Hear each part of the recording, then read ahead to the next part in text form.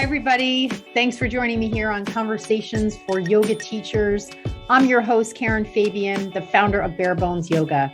I am a yoga teacher with many years of experience, a certified personal trainer, and an entrepreneur. My mission is to show you how to get confident, speak clearly, feel authentic, grow your impact, earn your worth, and build a community.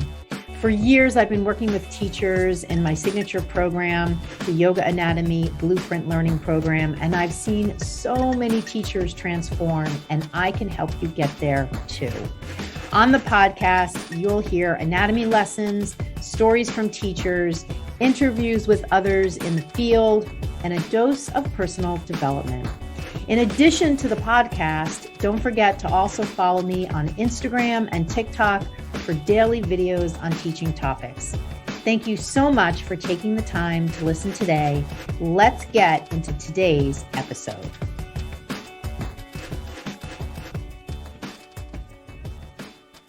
Hi there. Welcome to Conversations for Yoga Teachers. I'm your host, Karen Fabian, and this is episode 226.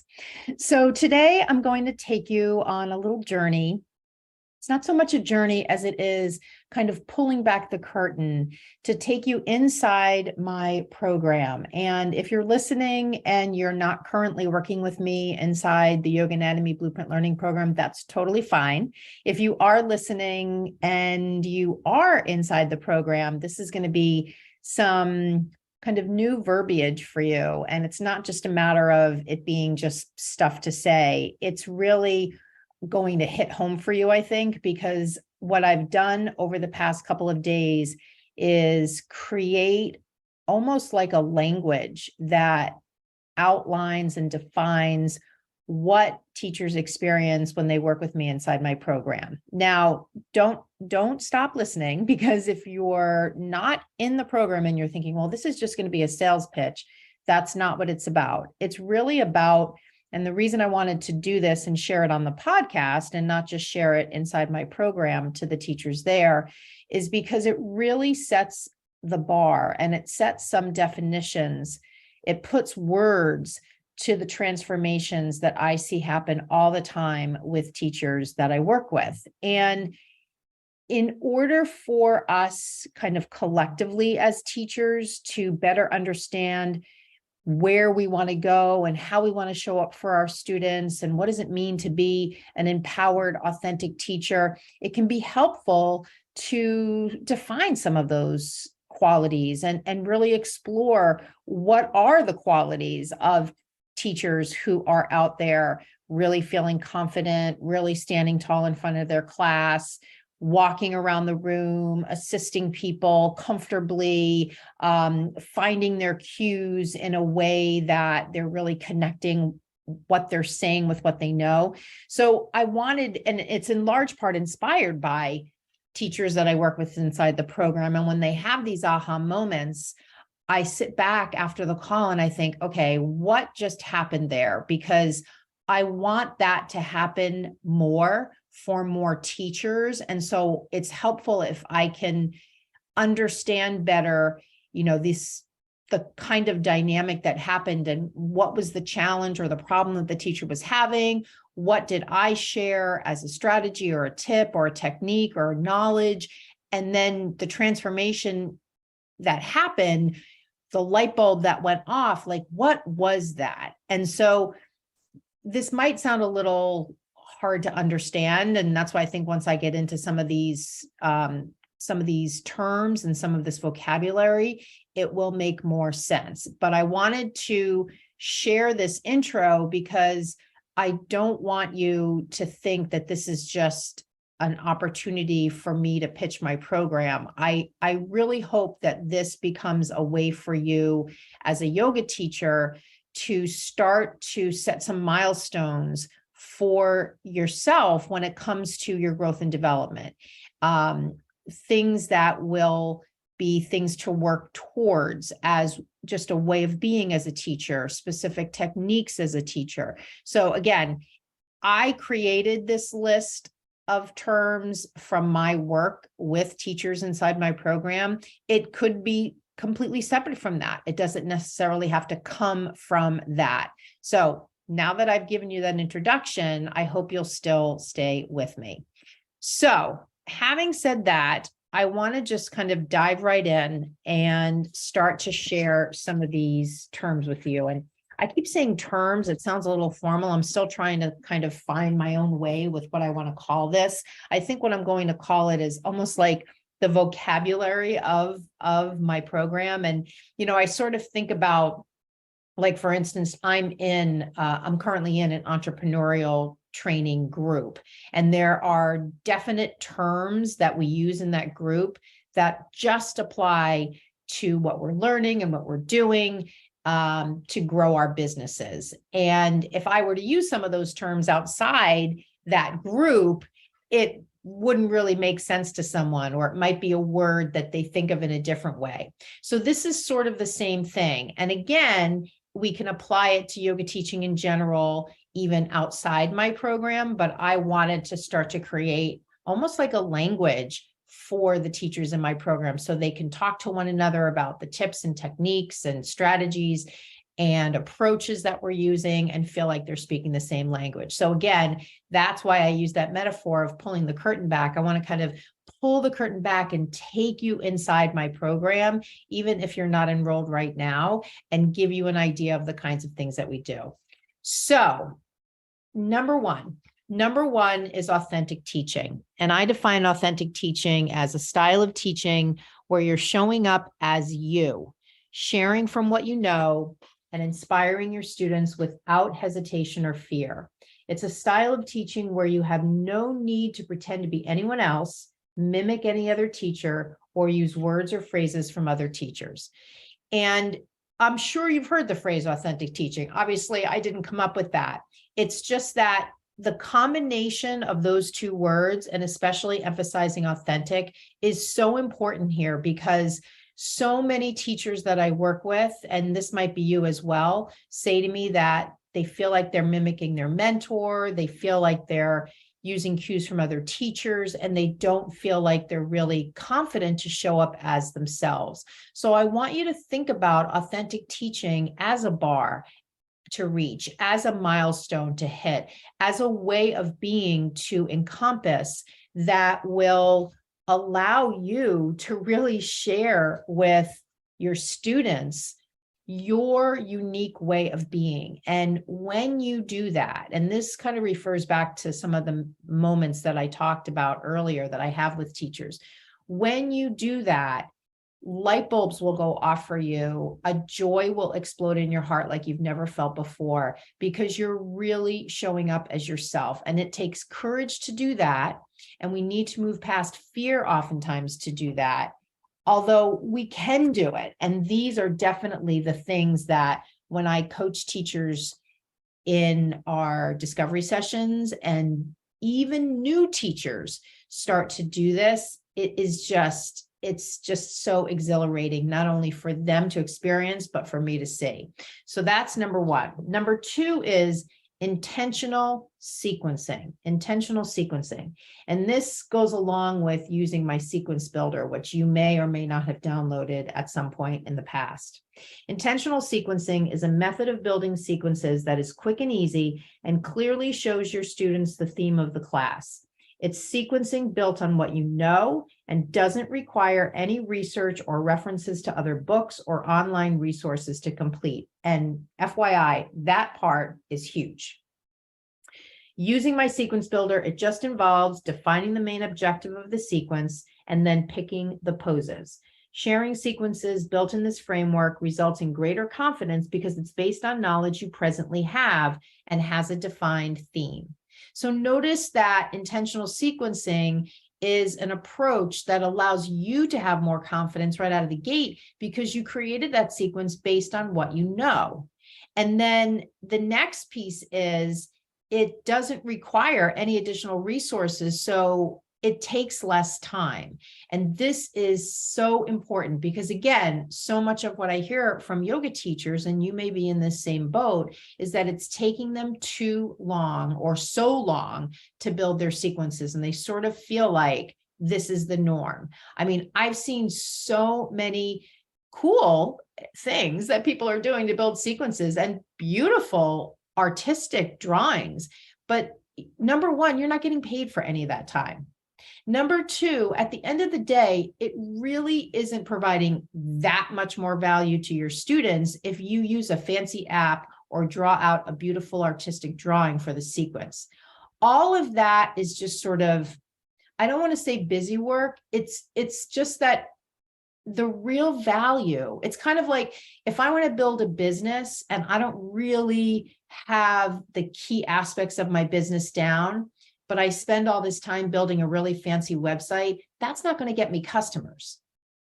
And so when you're doing all this stuff around sequence building, it's really not going to get you to a place where you're a confident teacher and where your students really understand what you're sharing. The way that you get to that place is by showing up and teaching a class and using a really simple process to create your sequence based upon what you know. And that's definitely what I encourage teachers to do when I work with them in the program, and I show them how to do it. And my sequence builder is a free resource. If you don't have that, you can get it right off my website, or just DM me on Instagram and I'll send you that. And you can start using that right away. You don't have to be in my program to do it. All right, so the third thing is connecting cues. And this doesn't mean connecting one pose after the other. It means using cues that build connection with your students. And inside the program, what I teach is my own cues framework and the 4 types of cues. And the 4 types of cues, I'll just tell you, are action, alignment, anatomy, and feeling-based or somatic cues. So connecting cues are cues that you use where you're really sharing something in a way that connects with your students. I'll just read it here. Connecting cues are cues that resonate with students. I just actually found a little typo on my page. Are cues that resonate with students and are easily understood. Because they're based on what you know, you can restate them if needed in case your students are not in alignment. Connecting cues come from the 4 types of cues, which I just shared, and cues frameworks give you total freedom and agency around what types of cues you're sharing and the way that you're sharing them. So notice I said both types of cues and cues frameworks. I want you to think about the types of cues, like let's imagine you were baking a cake. The types of cues would be the ingredients of the cake. The framework would be the recipe.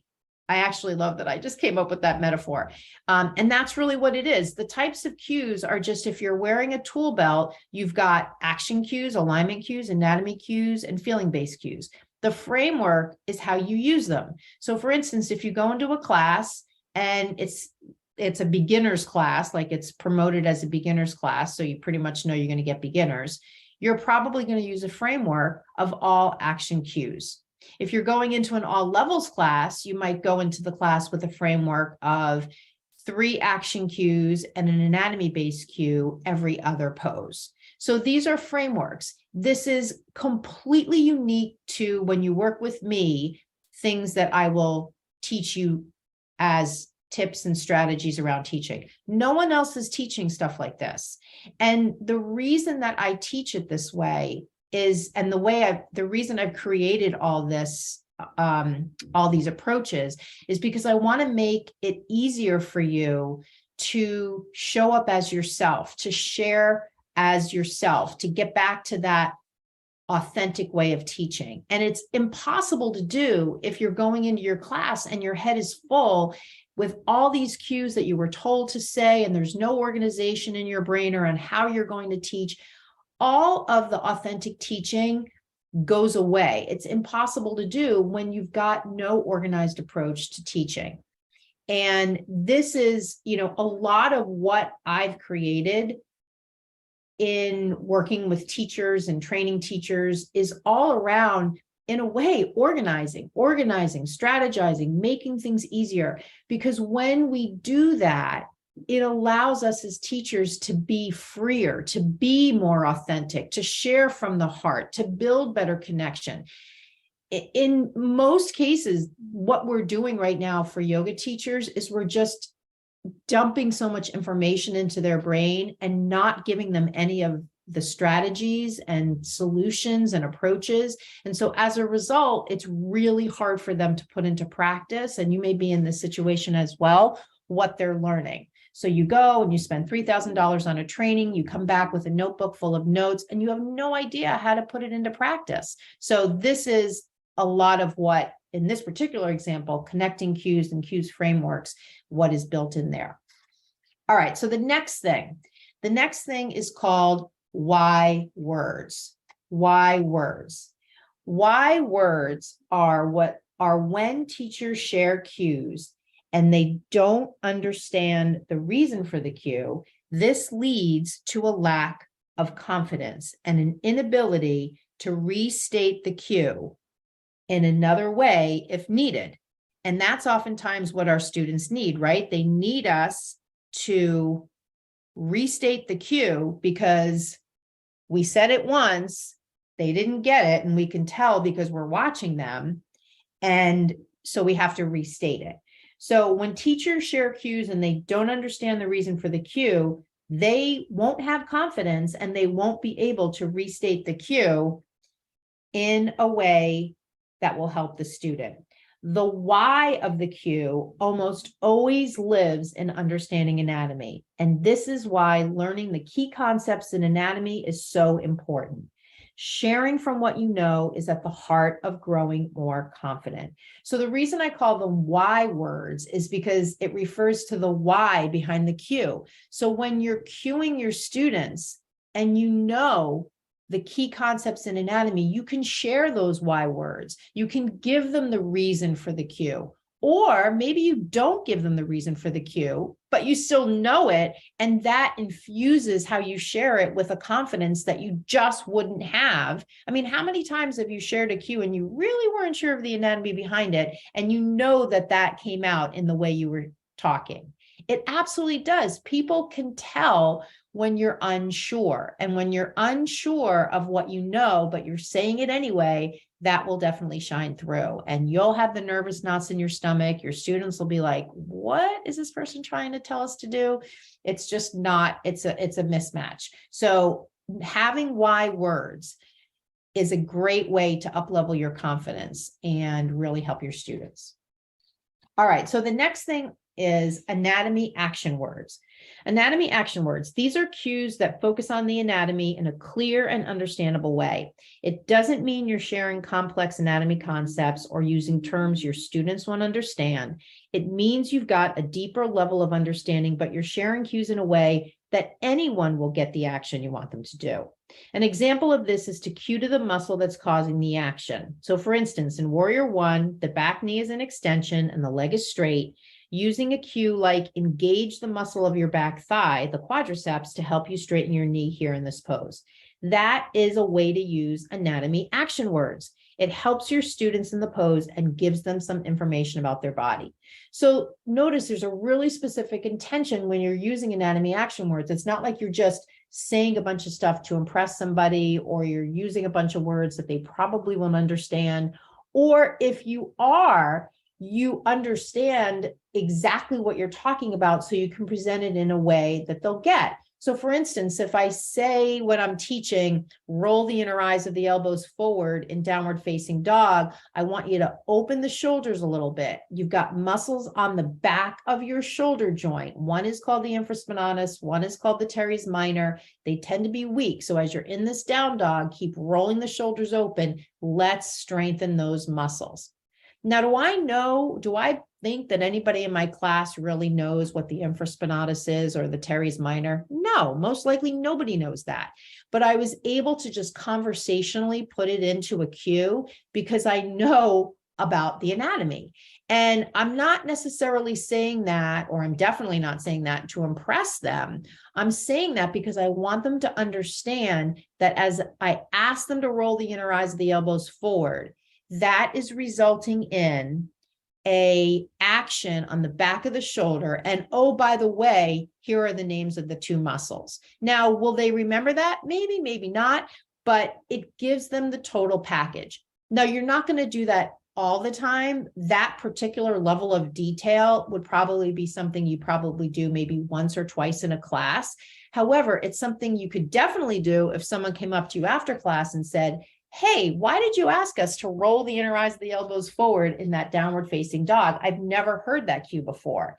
And then guess what? You don't have to say, well, I don't know, that's what I was trained to say, or I don't know, I heard that on YouTube and I figured I would share it with you guys. No, you don't have to say that. All of those things are very disempowering. Now you can actually tell the person why. And that person will have the light bulb go off over their head. And you'll have that feeling of joy in your heart, like, I just helped this person and I gave them the total package and I could speak from what I know. And I feel so good that I could help them in this way. And guess what? I literally had that exact conversation with a student several years ago. And she said to me, I will never forget you as a yoga teacher. I will never forget this cue. And I will never again wonder when I'm in downward dog how to do it. So that's how you make an impact. You don't just teach a class and have the person leave and go, oh, that was a really good class. Like, you want to be able to use different approaches in your teaching and teach from a way where you are impacting your students in a way that they will not so much remember you, because it's not about that. It's more about how can you make the experience something that improves their life. And we're mainly talking health, right? Improves their health for the long term. And something like that is a great way that you can do that, because now your students understand more about the shoulder joint. You know, so many people have trouble with the shoulders. We know we're hunching so much. Like, these are all, it's all so much stuff that we can share with our students when we understand the anatomy that can improve their health for the long term. So it's not just that we're just teaching them this one class, they're feeling good in that one class, they're doing that one experience and it feels good, but then there's no takeaway for them. I want there to be takeaways, not only for my students, but for your students, so that they feel the benefit of coming to your classes so much more than going to other people's classes. This is a way that you differentiate yourself. Okay, the next one, walk and talk. This is a style of teaching where you're not practicing with your class, you're walking around the room. This is an approach that allows you to build more connection with your students because you can clearly see them and they can clearly hear you. It gives you a chance to restate the cue if you see people aren't in alignment. It allows you to protect yourself from overuse injuries and maintain a high level of energy. I just saw another typo on my paper, sorry. It allows you to be of more help to your students should they need an assist in a pose or things need to be explained further. Developing this style of teaching and having the confidence to do it, even though there might be messaging out there to the contrary, is all part of what I teach when I work with teachers. So what I meant in that last part, and number one, if you're hearing this and you're reacting and you're someone who practices with their class all the time, go for it. Like, I am not saying I'm right. There is no right here. There is no wrong. It's whatever you want to do. And you have agency over teaching and however you want to teach. However, the reason that I bring this up more often than not is because I hear so many times from yoga teachers that they're practicing with their classes all the time and they want to break up with their practice as the source of coming up with their cues. Because let's face it, the two reasons that people bring up practicing with their class is because, number one, they think their students need it and can't practice yoga unless they're demoing, like beyond demoing, doing the whole practice.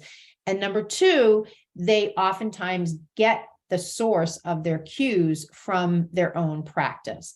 And again, that might be you, that might be what you love to do. You and your students might have a great bond where they love that you're practicing in front of them and you love how that flow goes. So go for it. I'm just saying, for me as a teacher and for the teachers that I work with, I, for so many of the reasons I just shared, highly encourage them to just walk around the room, what I call the walk and talk, walk around the room and just teach. For all the reasons I just shared, they can hear you better. You can see them better. Talk about building connection. Man, you will build amazing connection with your class when you're just walking around the room. Or if you don't want to walk around the room, you're just standing in front of the class, observing everybody. You can see how the cues land. I mean, there's so much I can go into about this. I don't want to go too much further because I have other items I want to go over with you here. If you want to talk about this further, or you feel really strongly about practicing with your class, and you want to talk a little bit more about, hey, I'm curious, but I'm not looking to argue. So if you want to just argue, I'm not up for that. If you're curious, like curious to me is the perfect state of mind to be in when someone's doing something and yet at the same time they're wondering, what would it be like if I didn't do that? That to me shows that a yoga teacher is willing to have a conversation and is open-minded. Someone that's closed-minded, and I get comments like this every once in a while on social media from, people who really don't want to have a conversation. And I always look to have conversations because number one, everybody grows when you have a conversation. And number two, I know that I don't need to be right. But that's not always how people approach conversations. Oftentimes they approach them because they want to be right and they want to make you wrong. And I don't play that game. So again, if you're practicing with your class all the time and you're curious about what would be available to you and your students if you eased off that, I'm happy to talk through it more. So just send me a DM on Instagram. Okay, so the next one, I really want to share this one with you. The next part of the vocabulary of my program is momentum magic. Momentum magic. And this includes something that the teachers get when they enroll with me, and it's a progress tracker. So here's what momentum magic is. There's much evidence around the benefits of building good habits. When we build a good habit around anything in our life, we start to see changes, and that helps us stick with it. This is the momentum we often lack, but can start to feel once we stick with a new habit, even for a few days. This is what I call momentum magic, and it defines what teachers experience after our first discovery session, what I used to call a coaching call. When I share the connecting cues approach, teachers also start to feel momentum when they use the progress tracker, which is a book I give them, to guide them through the first 2 weeks of the program and then onward. The progress tracker is designed to keep you on track so that you're making progress and you know what's next. I mean, let's face it, here we are in February. Did you have a New Year's resolution that maybe isn't going so well? Did you ever try to start to live by a budget and after 3 weeks it didn't go well? Did you ever try to eat in a more healthy way and after a couple, this is all of what people struggle with, is sticking with something, sticking with a habit. But there's so much evidence that when we can start to see momentum, and it has to do in part with the dopamine hits that the brain gets, when we start to see momentum and we get those dopamine hits, like, oh, I'm starting to make progress, it's a snowball effect. And we really, really can keep going with less effort because we're seeing the impact of what we're doing. And I have seen momentum magic happen with so many of the teachers that I work with after that first coaching call or discovery session.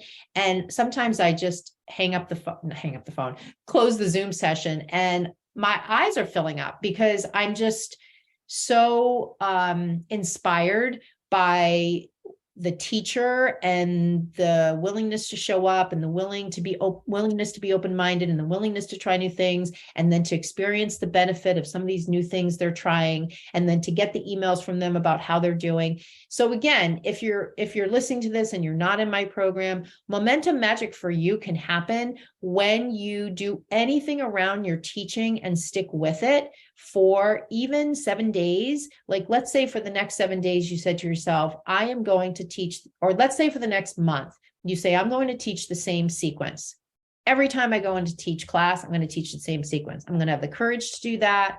I'm going to ignore the messaging out there that says you have to change things up all the time. No, instead, I'm going to teach the same sequence for the next 30 days so that I can get really confident and be able to go in there and teach that damn class and not have to use any of my notes, not have to feel like I don't know what's coming up next, not have to worry, what are people thinking? I am going to go in there and stick with the same sequence so that I can get really good at offering it, and therefore my students will benefit more from it. Do you see how practical an approach that is? And while you might say, oh my God, my students are going to get bored and that's not yoga and I'm not teaching fitness and all of that. Again, it's not about being right or wrong. This is what it's like to work with me. And these are some of the things that I coach teachers to do because I want them to be more confident. I want them to have a better ability to present the sequence. It doesn't benefit anyone when you need to go into, and maybe it's not you, so I don't want to say you, but it doesn't benefit your students when a teacher needs to go into the class and have their journal up there and constantly looking at their notes and being nervous. I mean, your students, as I said before, know when you're nervous. So all of the changing up isn't really benefiting your students. And yet the weird thing is we think that they're the ones that want us to be changing things up all the time. And it really sort of backfires because it really sort of hurts them, because you as the presenter of that sequence can't do it as well if you would just stick with the same damn thing for the most part all the time. And believe me, as you get more experienced, you can absolutely create sequences based on different themes, whether they're anatomical or energetic or whatever. As a newer teacher, absolutely, you should stick with the same sequence over and over and over until you get really, really good at it. Okay, so the next thing is vision driven. Vision driven. So vision driven means every teacher has a vision of where they want to go. So I want you to just, if you can, close your eyes right now. If you can't, just think about, what is your vision as a yoga teacher? What is your vision as a yoga teacher? Every teacher has a vision of where they want to go. And honestly, friends, I sort of feel like no one ever really asks teachers that. I remember Lisa, one of the teachers who recently enrolled with me, she, in the first part of the program, I have this exercise where I have teachers write out their mission and their vision. And she was like, God, I had so much fun doing that. I never had really done that before. I mean, every teacher has a vision of where they want to go. The program asks you to define that in the first module as a way to help you get clear on where you want to go and how you want to use what you're learning. Being a vision-driven teacher is different from doing whatever comes your way. It means you're being discerning about what classes you teach, the style of yoga you teach, and you're taking initiatives to create classes and programs that allow you to help people in the way you want to help them. So again, this is part of my program. It's baked into my program. You can do it though, anyway. So I don't want to say I challenge you, but I offer you this opportunity to take out your journal tonight and write out your vision for what you want to be as a yoga teacher.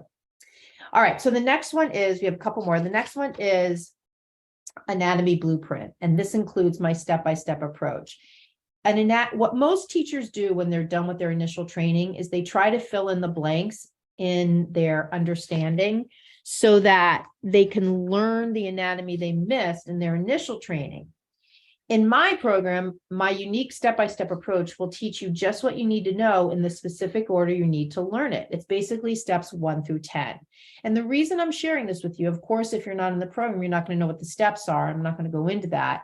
But what I want you to take away from this, if we're not working together, is I want you to take away from this that there's kind of the choose your own adventure approach to learning anatomy, and then there's a step-by-step way, and it's much faster and more fun and better results when you're doing it in a step-by-step way. So if you are someone who's graduated from a 200-hour teacher training, you know you don't understand the anatomy component, and you're sort of out there, maybe watching my stuff on Instagram, other people's stuff on Instagram, scrolling through YouTube, Googling stuff, it will take you forever to figure it out.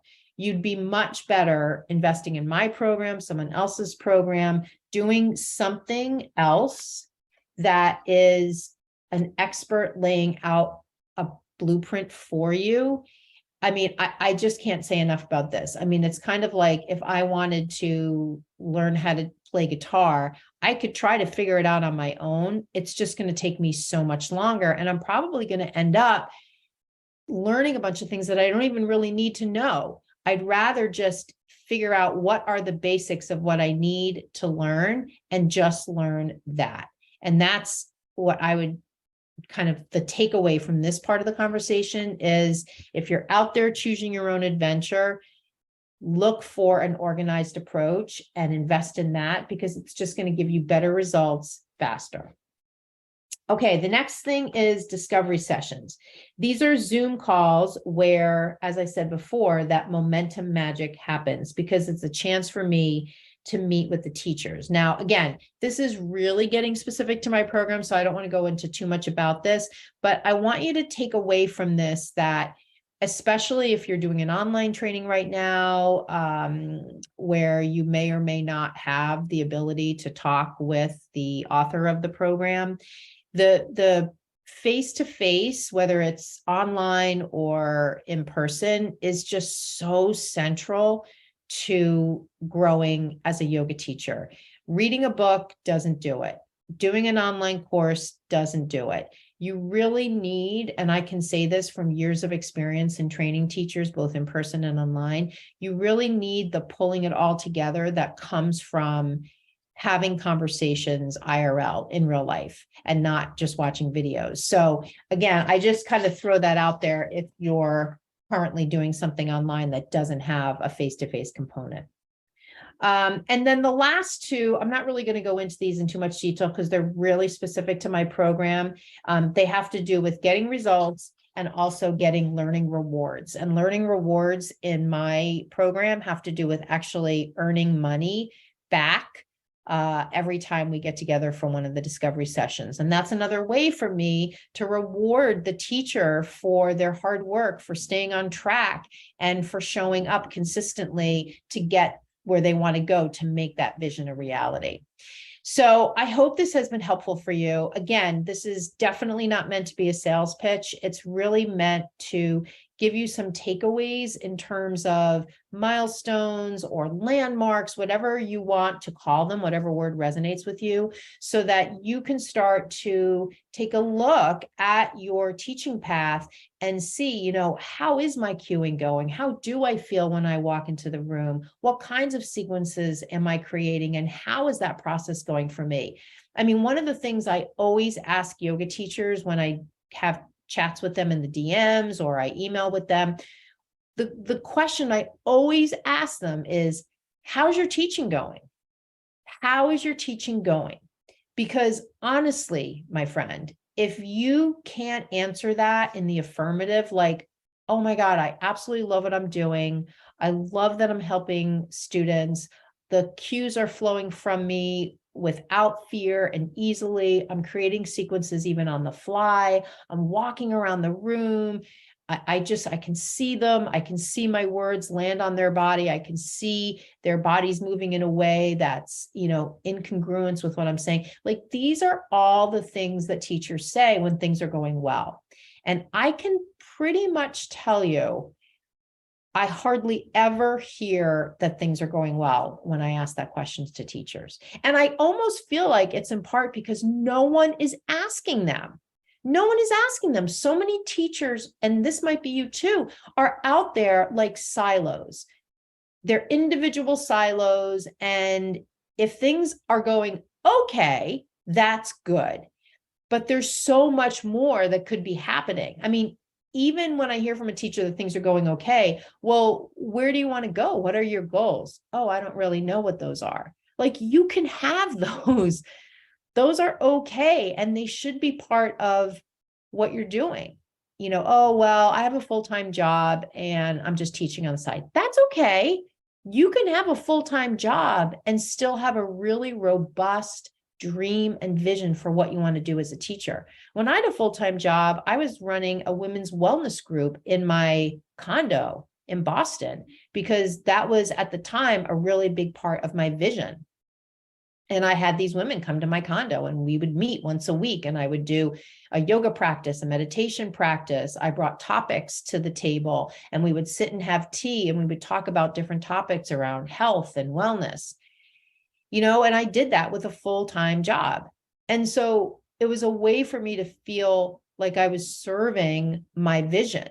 And the thing that breaks my heart is all the times I talk to teachers and they say, I really want to be doing X, but I don't have the money. I don't have the time. I this, I that, I this, I that.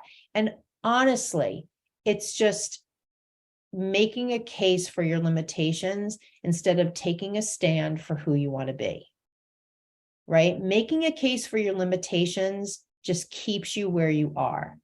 Taking a stand for who you want to be gets you closer to your vision. And don't you want to be that teacher? Don't you want to be that teacher? I know that's the teacher I want to be, and I'm continuing towards that goal. And I really hope that whatever limiting beliefs that you have, you will have the courage and the diligence to call them to the surface and basically tell them to F off, right? Just basically say, you know what? I don't need you. I don't need you limiting belief about money. I don't need you limiting belief about my time and time management. I don't need you, my limiting belief about what I can create. I don't need you, my limiting belief around I'm not young enough or I'm too old or whatever.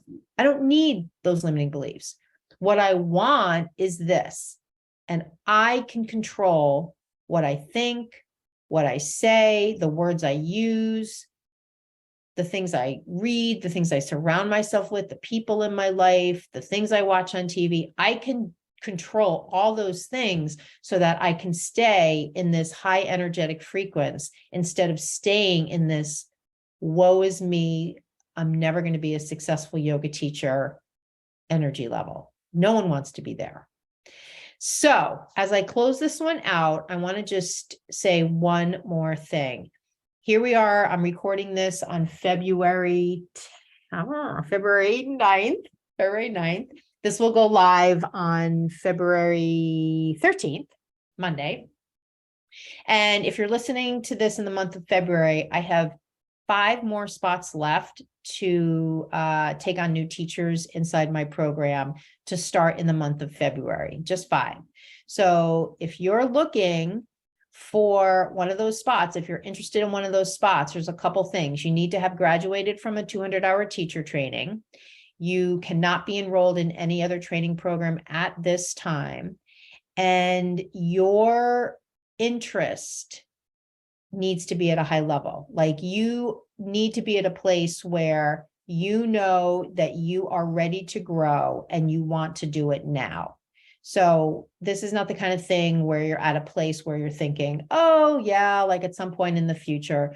Like I want teachers who are ready right now to make massive positive change in their teaching so that they can reach more people, help their students more, earn what they're worth, feel the joy and reward from teaching in a way where there's a high level of connection. So if you're looking for results like those within 90 days and momentum magic within the first, I would say 2 weeks, if not sooner, send me a DM on Instagram, tell me that you listened to this episode and basically say, tell me more. And you can email me that as well. Tell me more. I listened to the podcast about those spots you've got for February. Tell me more and I'll tell you more. Okay, so I hope you've enjoyed this one. As always, I will chat with you on the next episode. And thank you so much for being a listener. Namaste. Hi there. Thank you so much for listening to this latest episode. And thank you so much for being part of my community and for spending some time with me here on the show. I wanted to wrap up this episode with just a quick note. I have a brand new recorded workshop page. And I'm really excited to offer you an opportunity to watch recorded workshops whenever you want. I have the first installment of a workshop on the page on the website, and it is a short workshop all about how to give effective cues. And so all you need to do to watch this free workshop is go to my website, barebonesyoga.com, and you'll see the listing in the dropdown for recorded workshops. When you click that page, you'll see on that page the link to sign up to watch that recorded workshop. I'll be adding more workshops in the future to this page, and it's a way that you can access educational and growth information for teachers without having to make a workshop at a particular time. I love to get together with teachers live, both in person and of course online, which is where I'm doing most of my interaction with teachers right now. However, I appreciate that sometimes people can't make a workshop or the time doesn't work for them or they're in a different time zone. So I want you to know that this page can be a resource for you so that as you're out there and you have questions about different things, or you have maybe a half an hour or 45 minutes that you want to devote to your continuing education as a teacher, you can just go to my website, pull up this recorded workshops page, and there will be resources there for you to take a look at. And all of the workshops that I share are all designed at number one, giving you information, and number two, giving you the skills that come from getting that information. It doesn't do you any good if I'm just giving you information on anatomy. If I don't show you how you can use it in your teaching to grow as a teacher, to grow your impact, then it's really not very useful. So all my workshops will have that dual focus, sharing a little bit and then showing you how to apply it. So I hope you'll check that out. If you have any questions or feedback, definitely let me know. Just send me an email, Karen@barebonesyoga.com. Thank you so much for listening to the show, and I look forward to hearing from you. Namaste.